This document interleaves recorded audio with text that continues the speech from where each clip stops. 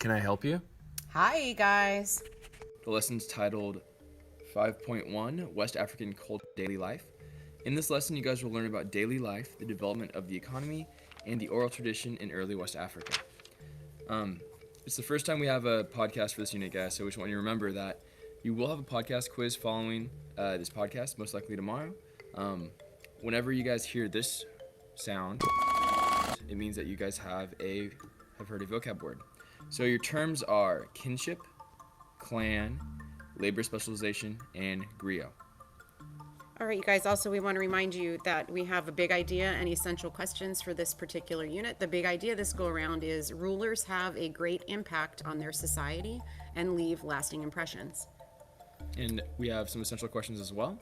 The first essential question for this unit: do leaders help or hurt? Second, do belief systems influence a people's way of life? The third: do rulers shape present and future civilizations? How are the culture and traditions of a civilization preserved and spread? How do communities use their skills and resources to build empires? And finally, how are lasting effects of rulers reflected in a society?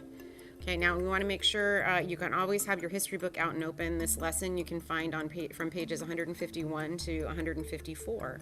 The first section of this lesson today is entitled Village Life in West Africa. Be thinking of this question as you listen to this section. What role did families play in West African society? From 300 to 1500, powerful empires controlled much of West Africa. Most West Africans dealt with their ruler only for court cases and taxes.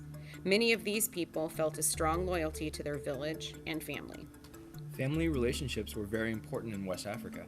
Kinship groups formed the government of many African societies. These groups were equal in power. A council of the kinship group's eldest members often made the decisions. Kinship groups with a common ancestor often formed larger groups called clans. Clan members usually followed the same rules. In West African villages, the way of life for most people centered on farming. Women prepared food and cared for children. They also made pottery and worked in the fields. Men looked after large animals such as cattle. They also cleared land for farming and built houses and fences. Children often gathered firewood. In addition, they helped their fathers and mothers. Some people focused on specific types of work, such as farming or trading. This is called labor specialization. Labor specialization led to a diverse West African economy. Most people practiced an economy based on farming. Others focused on herding animals or metalworking.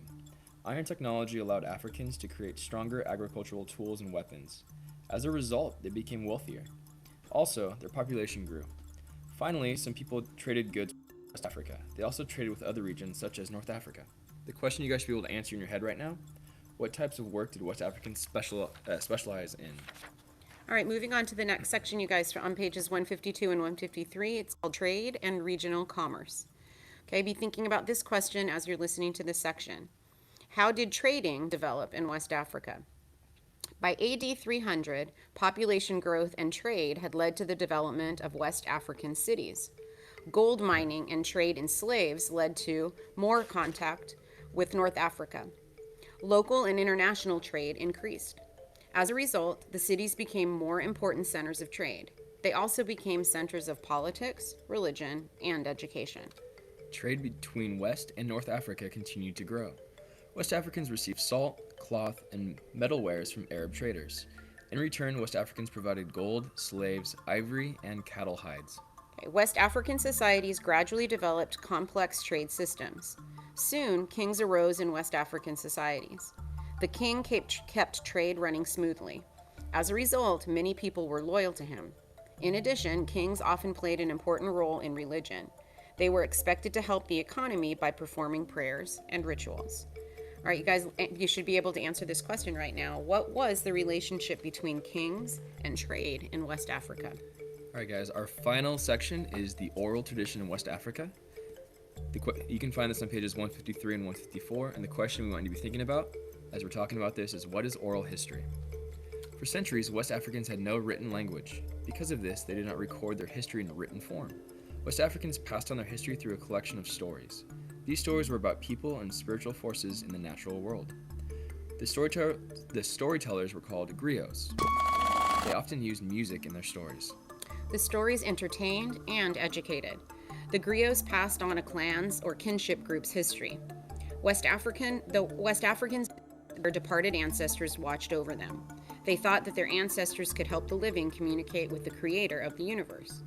During religious rituals, West Africans appealed to ancestors for favor and protection. Griots often took part in these rituals. Griots sang for kings, other powerful people, and common villagers. Griots acted out various characters in the story. The audience often participated.